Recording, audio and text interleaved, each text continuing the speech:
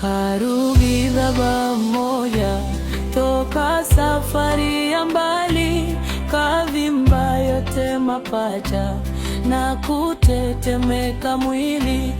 Watoto wake wakaja ili kumtaka hali, wakataka na kauli iwafae maishani. Akatamka mgonjwa, ninaumwa kweli kweli, hata kama nikichanjwa haitoki homa kali. Roho naona yachinjwa, kifo kimenikabili.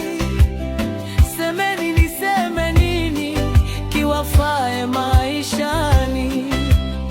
Yakawatoka kinywani maneno yenye akili. Baba yetu atamani, sisi tunataka mali. Urithi tunatamani, mali yetu ya halali. Sema iko wapi mali itufae maishani? Baba aliyekufani akajibu lile swali, ninakufa masikini, baba yenu sina hali. Neno moja lishikeni, kama mnataka mali, kama mnataka mali tazipata shambani.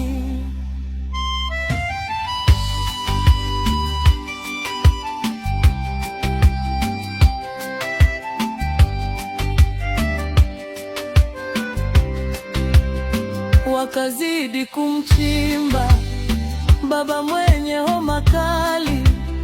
Baba yetu watufumba, hatujui fumbo hili.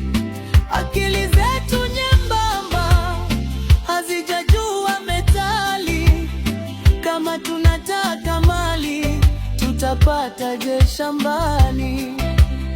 Kwanza shirikianeni, nawapa hiyo kauli. Fanyeni kazi shambani, mwisho mtapata mali. Haya sasa buriani, kifo kimeniwasili. Kama mnataka mali mtazipata shambani. Alipokwisha kutaja fumbo hili la akili, mauti nayo yakaja, roho ikaacha mwili.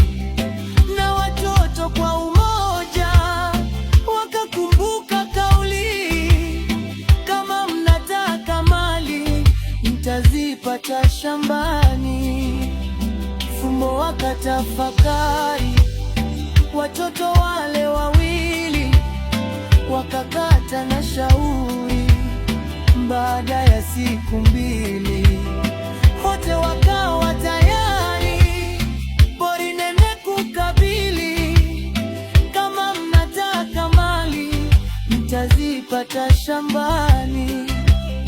Wakazipanda shambani mbegu nyingi mbalimbali, tangu zile za mibuni hadi zitupazo wali. Na mvua ikaja chini, wakaona na dalili. Kama mnataka mali mtazipata shambani.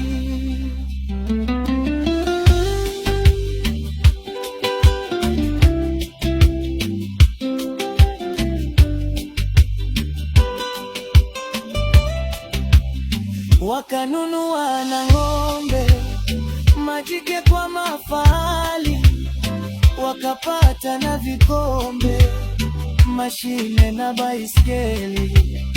Hawakuitaka pombe, sababu pombe si mali. Kama mnataka mali mtazipata shambani.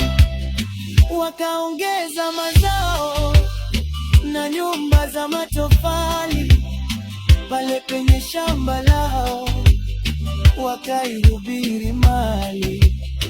Wakakiweka kibao, wakaandika kauli, kama mnataka mali mtazipata shambani.